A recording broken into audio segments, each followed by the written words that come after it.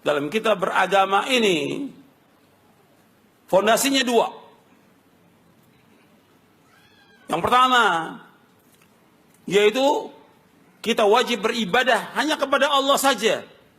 Dan nggak boleh kita menyekutukan Allah dengan sesuatu apa juga. Dua pondasi, antum catat itu. Bahwa dalam kita beragama, dua pondasi yang harus kita pegang. Kita wajib beribadah hanya kepada Allah saja.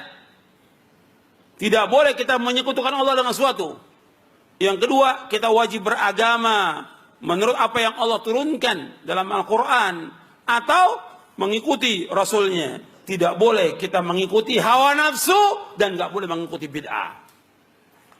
Yang kedua, yaitu kita beragama mengikuti Al-Quran dan mengikuti ajaran Rasulnya SAW. Tidak boleh kita mengikuti hawa nafsu dan tidak boleh berbuat bid'ah.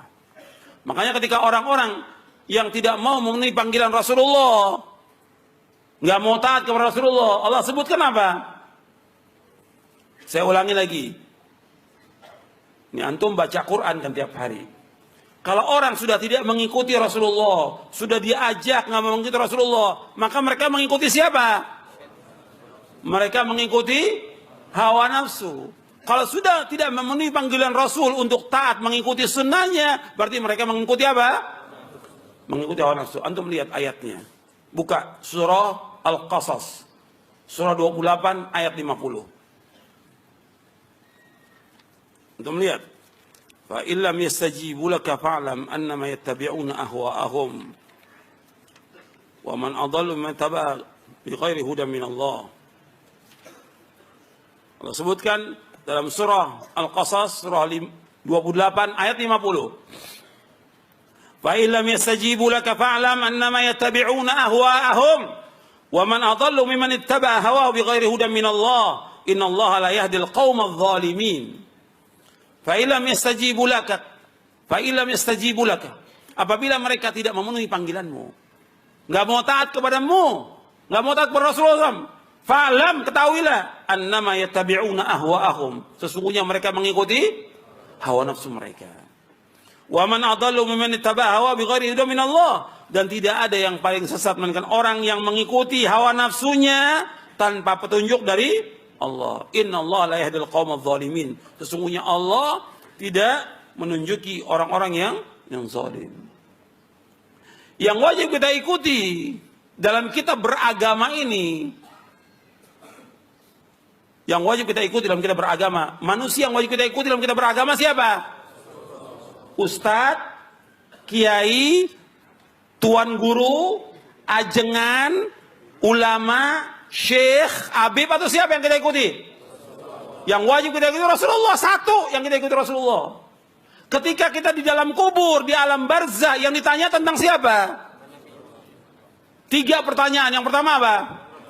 Man rabbuka. Yang kedua, wa madinuka. Yang ketiga, man nabiyuka. Siapa nabimu? Nggak ditanya tentang ulama, ustadz, kiai, habib, nggak ditanya. Yang ditanya siapa? Nabi.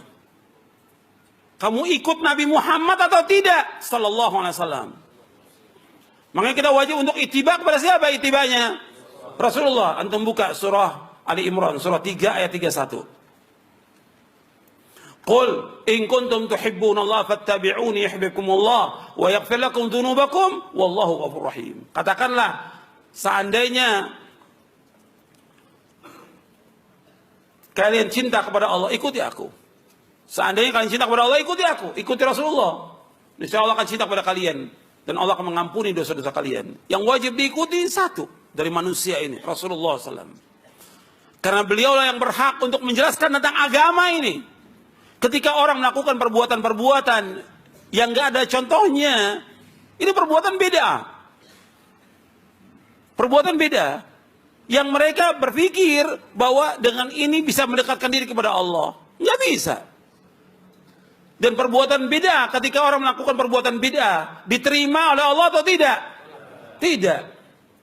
Hadis yang sahih riwayat Bukhari dan Muslim. Nabi bersabda SAW, man ahdatha fi amrina hadha ma laysa minhu fa huwa radd. Dari Ummul Mukminin Aisyah radhiyallahu anha, ia berkata, telah bersabda Rasulullah SAW, barang siapa mengadakan sesuatu yang baru dalam agama kami, yang nggak ada contohnya dari kami, maka amalan tertolak.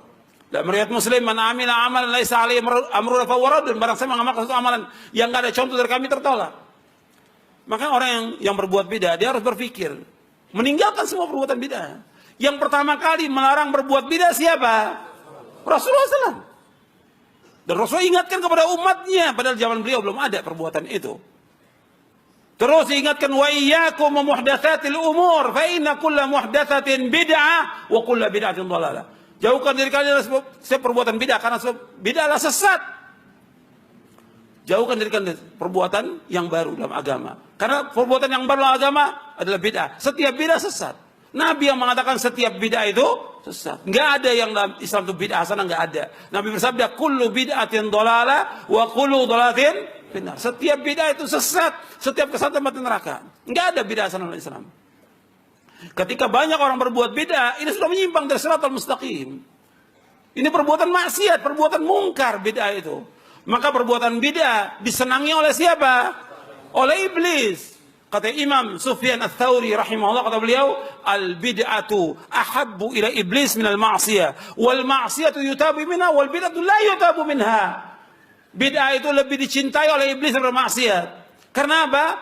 Karena orang berbuat maksiat ketika diingatkan, terus diingatkan, dia taubat. Tapi orang berbuat bid'ah, hatta kita ingatkan berkali-kali nggak mau taubat dia. Sulit untuk bertaubat. Makanya Nabi juga bersabda SAW dalam hadis yang derajatnya hasan. Nabi bersabda, Inna Allah hajabat taubat an kulli sahibi bid'atin hatta yada'a bid'atahu. Sesungguhnya Allah menghijab, menutup pintu taubat dari orang-orang berbuat bid'ah sampai dia meninggalkan bid'ahnya. Dijelaskan oleh Syekhul Islam Ibnu Taimiyah rahimahullah, maksudnya ditutup pintu taubat oleh dia, maksudnya sulit dia untuk taubat. Bukan tutup, tidak. Tetapi maksudnya hajabah, artinya dia tuh sulit untuk taubat, berat. Coba kiai-kiai yang sudah diikuti oleh umat yang banyak, Habib-habib, kiai, dan yang lainnya, diikuti umat yang banyak. Ketika dia sudah tahu dalil, sudah tahu nas bahwa ini nggak benar, ini bid'ah, sulit untuk tinggalkan. Karena apa? Gimana nanti? Gimana umat? Saya akan ditinggalkan oleh umat. Berat dia. Makanya yang wajib kita taati adalah kalau datang nas dalil dari Quran dan Sunnah, sami'na wa ata'na.